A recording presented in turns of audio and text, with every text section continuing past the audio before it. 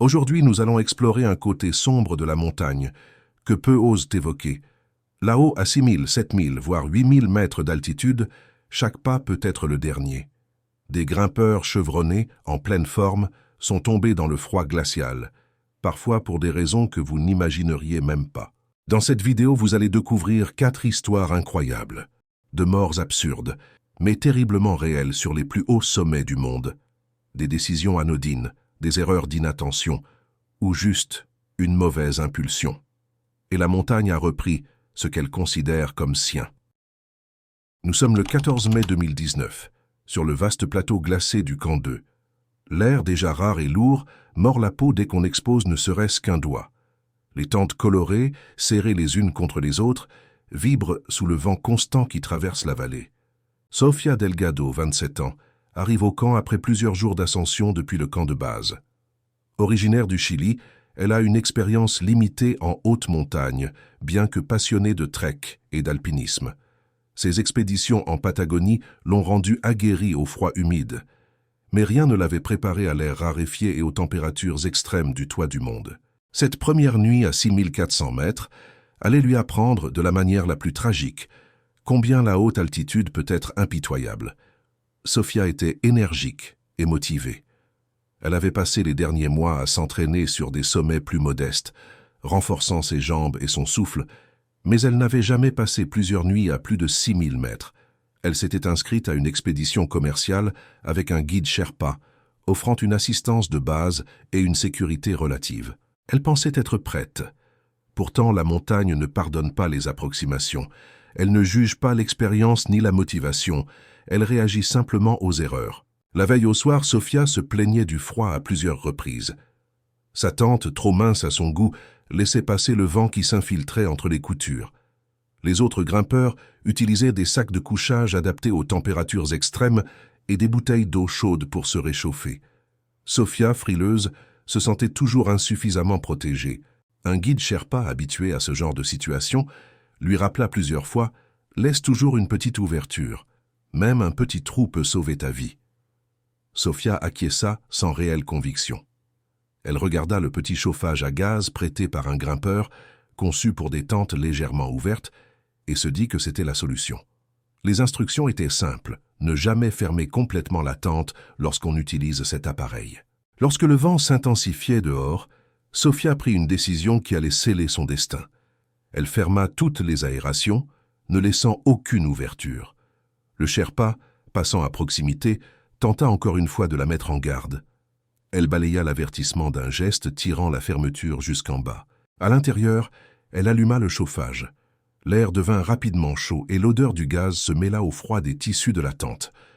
Pendant près d'une heure, elle s'affairait à ranger son matériel sans réaliser le danger imminent. Dans l'air raréfié, chaque respiration compte, et l'accumulation de CO2 commença silencieusement à affecter son cerveau. Dehors, le camp continuait sa routine. Les autres grimpeurs s'habillaient, préparaient leur équipement et se dirigeaient vers le sommet. Personne ne remarqua le silence inquiétant à l'intérieur de la tente de Sofia. Dans la nuit, son souffle devint irrégulier. Les symptômes d'intoxication au CO2 commencèrent à se manifester. Confusion, désorientation, fatigue extrême. Malgré tout, Sofia décida de sortir, croyant que l'air extérieur, plus froid, la réveillerait. Elle s'extirpa de la tente, tremblante, sans veste, sans chaussures, sans lampe frontale. Les premières secondes furent presque invisibles, mais en quelques pas seulement, elle fut terrassée par le froid glacial. Son corps s'effondra dans la neige, incapable de continuer. À l'aube, les autres grimpeurs découvrirent le corps de Sofia, recouvert d'une fine couche de givre. Les traces de ces quelques pas montraient l'étendue de sa désorientation. La tente derrière elle continuait de chauffer, scellée, saturée de CO2. Un médecin diagnostiqua une intoxication au dioxyde de carbone, suivie d'une hypothermie rapide. Le camp se tut. Les Sherpas recouvrirent son corps d'une couverture thermique. Les jours suivants, les équipes de l'Everest utilisèrent son histoire comme un rappel de sécurité. Ne jamais fermer complètement une tente avec un chauffage à gaz. Même un petit trou peut faire la différence entre la vie et la mort. Aujourd'hui, l'emplacement de sa tente est redevenu un simple morceau de glace, un patch de neige anonyme, témoin silencieux de la fragilité de l'homme face à la montagne. Nous sommes le 19 mai 2018, sur l'arête sud de l'Everest, une crête étroite, balayée par des vents violents et tapissée de neige instable. L'air est si rare que chaque respiration semble brûler les poumons. Les grimpeurs avancent lentement, chaque pas mesuré, chaque mouvement calculé pour éviter la chute. Robert Klein, 35 ans, originaire d'Allemagne, est un sportif aguerri. Son corps est entraîné, son mental est solide, et il est habitué aux efforts extrêmes. Pourtant, malgré ses compétences, il cache une qualité dangereuse, la ténacité excessive. Dans sa tête, abandonner ou écouter un avertissement est un signe de faiblesse. Ce trait allait devenir fatal. Alors que Robert progresse sur l'arête, une fissure minuscule apparaît sur son régulateur d'oxygène, un équipement vital pour survivre à ces altitudes. Un Sherpa remarque immédiatement le sifflement subtil du gaz qui s'échappe et s'approche de lui. « Robert, change de bouteille maintenant !» Mais Robert, persuadé de pouvoir continuer, secoue la tête. « Ça ira, je continue. » Le Sherpa insiste, mais Robert s'éloigne, clippe ses mousquetons, ajuste son harnais et avance malgré l'avertissement.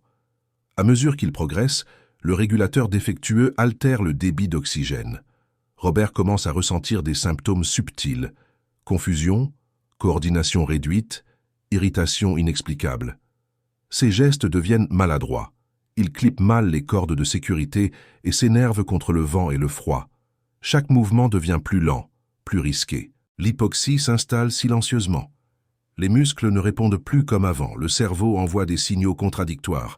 Pourtant, dans sa tête, Robert est convaincu qu'il contrôle la situation. Quelques mètres plus loin, Robert s'assoit pour se reposer, croyant que c'est temporaire. Mais son corps, privé d'oxygène, ne peut plus fonctionner correctement. Les mains tremblantes, les yeux vitreux, il s'effondre lentement sur la neige. Les Sherpas et grimpeurs à proximité voient la scène, impuissants. La bouteille de secours, pleine et intacte, repose dans son sac à dos. Mais Robert n'a pas le temps. Par manque de force, il s'effondre et chute. Le vent balaie les traces de sa chute, effaçant presque toute trace de son passage. Le camp de base supérieur devient silencieux, tandis que ses compagnons observent, bouleversés, le rappel cruel de la montagne. Aucune force physique ne peut compenser une erreur fatale dans ces conditions. Nous sommes le 21 mai 2022. Matteo se trouve à proximité du fameux Hillary Step, cette paroi quasi verticale qui sépare le dernier passage technique avant le sommet. La section est étroite, à peine 1 mètre de large à certains endroits, et le flux de grimpeurs est constant.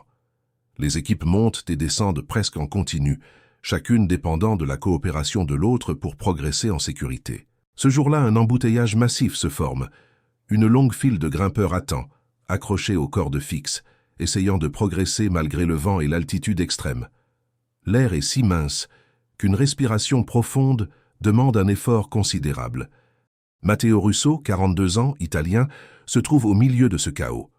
Grimpeur expérimenté, il a déjà conquis plusieurs sommets majeurs en Europe et en Asie. Mais Matteo a un défaut, l'impatience. Là où la patience est cruciale, il cherche à gagner du temps, à dépasser les fils, persuadé que son expérience personnelle suffira à le protéger. Alors qu'il observe les autres grimpeurs, Matteo décide de doubler la file. Les avertissements des Sherpas fusent « Ne te précipite pas, attends ton tour !» Mais Matteo sourit nerveusement, convaincu qu'il peut gérer la situation. Il ne remarque pas qu'une complexité invisible se profile. Les cordes auxquelles il s'accroche sont multiples.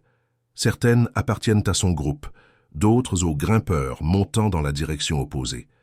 Dans la précipitation, il s'attache par erreur à 2 cordes opposées. Le moment où les cordes commencent à se tendre est rapide, presque imperceptible. Mais pour Matteo, chaque seconde est critique. Son torse est pris entre 2 forces opposées, une tension ascendante qui le tire vers le sommet et une tension descendante qui tente de le repousser. L'air se comprime dans ses poumons, chaque respiration devient douloureuse. Il essaie de respirer profondément, mais le corps est déjà partiellement écrasé. Matteo tente de se libérer. Ses mains s'agrippent aux mousquetons, les muscles tendus au maximum. Il pousse, tire, essaie de repositionner ses pieds sur la roche glissante et la neige compacte. Le vent s'engouffre entre les parois, rendant ses mouvements encore plus difficiles et gelant ses doigts malgré ses gants épais.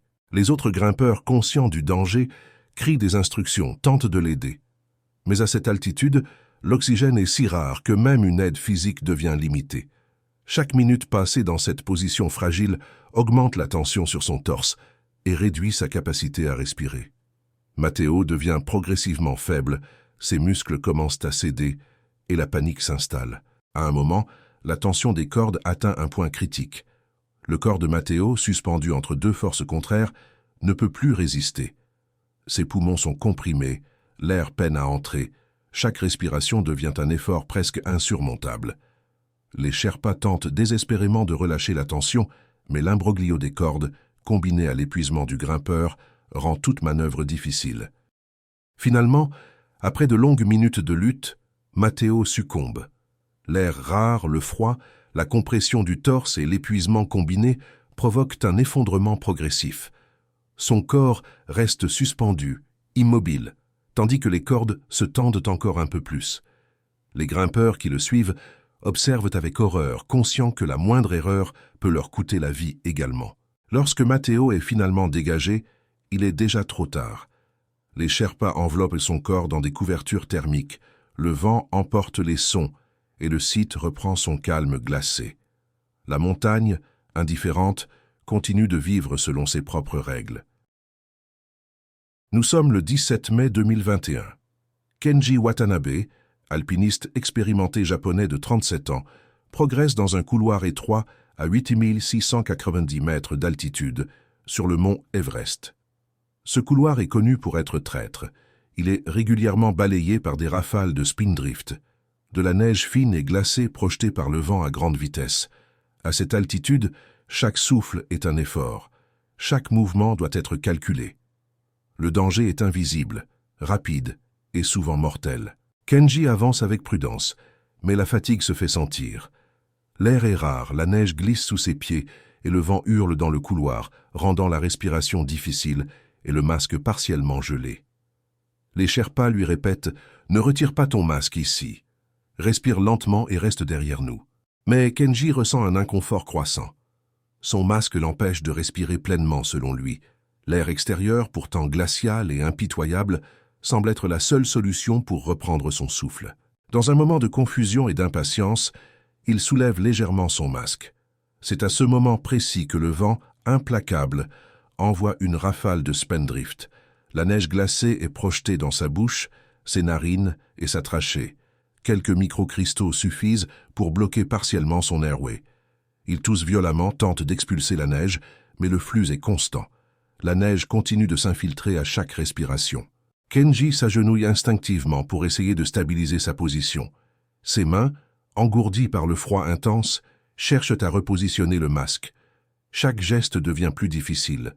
Le vent, toujours aussi fort, le frappe de côté, déséquilibrant ses appuis sur la neige et la glace compactée du couloir. Son corps commence à céder sous la combinaison de froid, fatigue et manque d'oxygène. Chaque inspiration devient douloureuse. L'air raréfié ne permet pas d'évacuer la neige des voies respiratoires. La panique s'installe, malgré son expérience. Kenji tente de se relever, mais ses muscles engourdis refusent de répondre correctement. Il se débat, mais la neige et le vent créent un mur invisible, imprenable. Les secondes s'allongent, et chaque mouvement le fatigue un peu plus. Peu à peu, la conscience de Kenji commence à se brouiller. L'hypoxie due à l'altitude combinée à l'asphyxie partielle provoquée par la neige dans les voies respiratoires affecte son cerveau.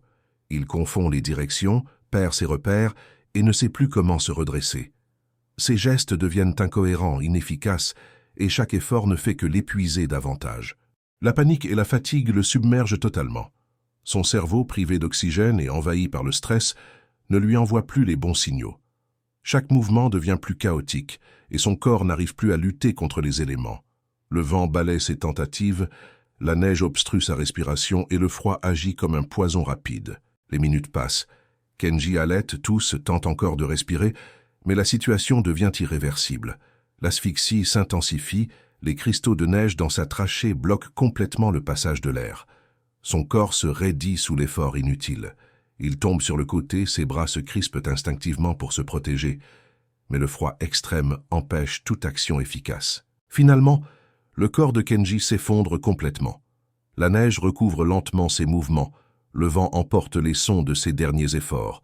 Sa respiration devient faible et irrégulière, puis s'arrête complètement. L'air glacé, le spindrift et sa décision impulsive ont eu raison de lui en quelques minutes seulement. La mort de Kenji Watanabe est un exemple cruel de la montagne. Même l'expérience et la compétence ne suffisent pas si une seule décision impulsive est prise au mauvais moment. Le spindrift, le vent et l'altitude ont transformé un petit geste en une tragédie complète.